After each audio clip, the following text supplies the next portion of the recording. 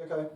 Steve, not quite our day today. Did we just come up short against a slightly better side? I thought that was probably the best side I've seen this season in terms of their physicality. You know, they. I think we got bullied today. First time I've said that this season, and a bit of a shame really, because I asked the boys to start really well. First 5-10 minutes we done okay, not to the tempo I wanted, and then obviously we seem to lose the battles all over the park, and that's what hurt us. And obviously they could have gone in 4 or 5 up at half time. Like Tony's made some good saves. We've had a couple of half chances, but haven't really tested their keeper. But give them credit, they weathered the storm with 10 minutes or whatever, but it weren't really the tempo I wanted us to get at them. So I was disappointed with that, and we're going 1-0 down.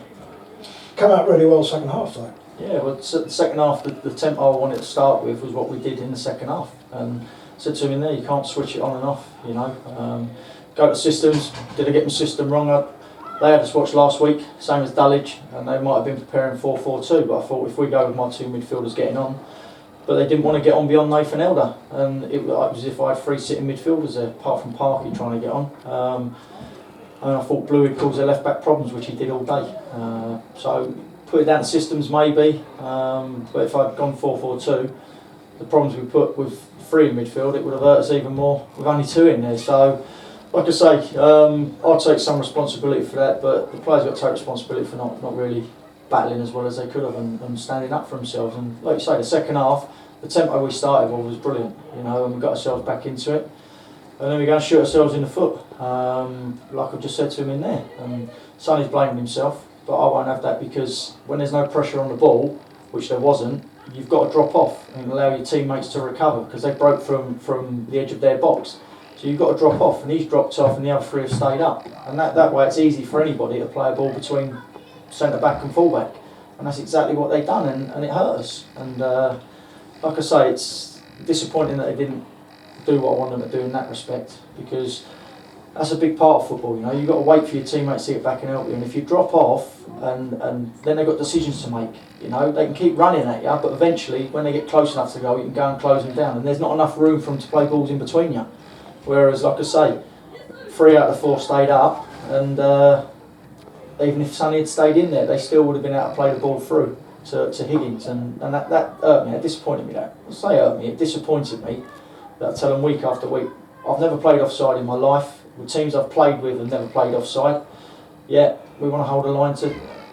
We ain't good enough to do that. You know, we don't work in every day like the old Arsenal used to. So you've got to do the horrible stuff and just keep retreating to allow your mates to get back and help you. And eventually, at this level, they give you the ball back. Was a good pass from that number 7 to Higgins. It was a great pass. It was a great pass. But if we drop, like I say, and you look at the video, and we drop back as we should do, he might get that pass, but he's got to then beat a defender. He hasn't just got to beat Tony. So there's pros and cons to it all. You know, it was a great pass. I can't take that away from him. But what I can say is, if Jack Parter and Bally drop with Sonny, that pass isn't going to go in behind us, and he hasn't got a free run on Tony to have a shot. So disappointed on that front.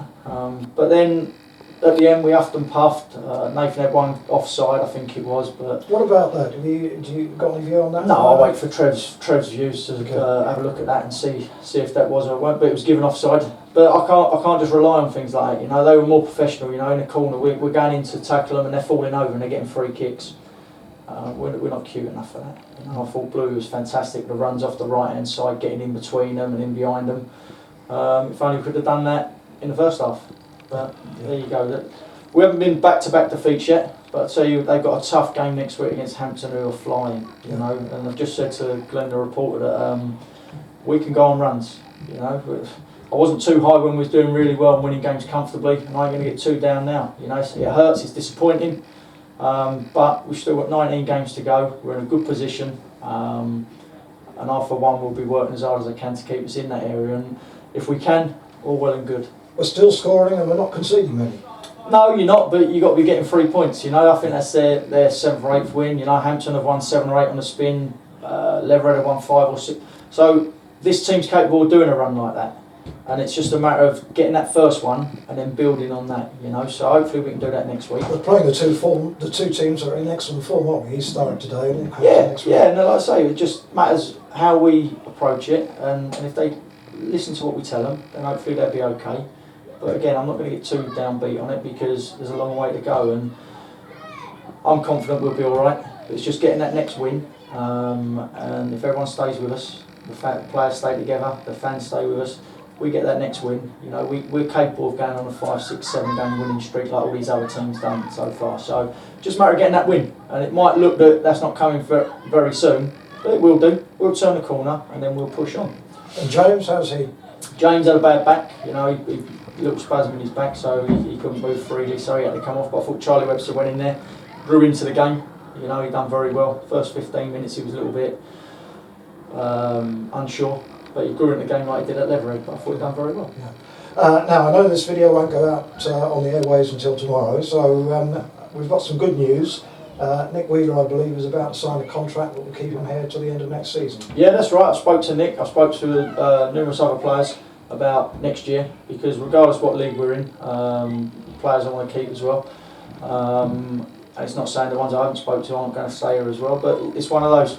I've got myself sorted, you know, and I want to build, like I said, this year and next year to push this club forward. And if certain players that I ask and they want to stay, it's only beneficial to the club. And say he's done very well this season, set another goal up a day.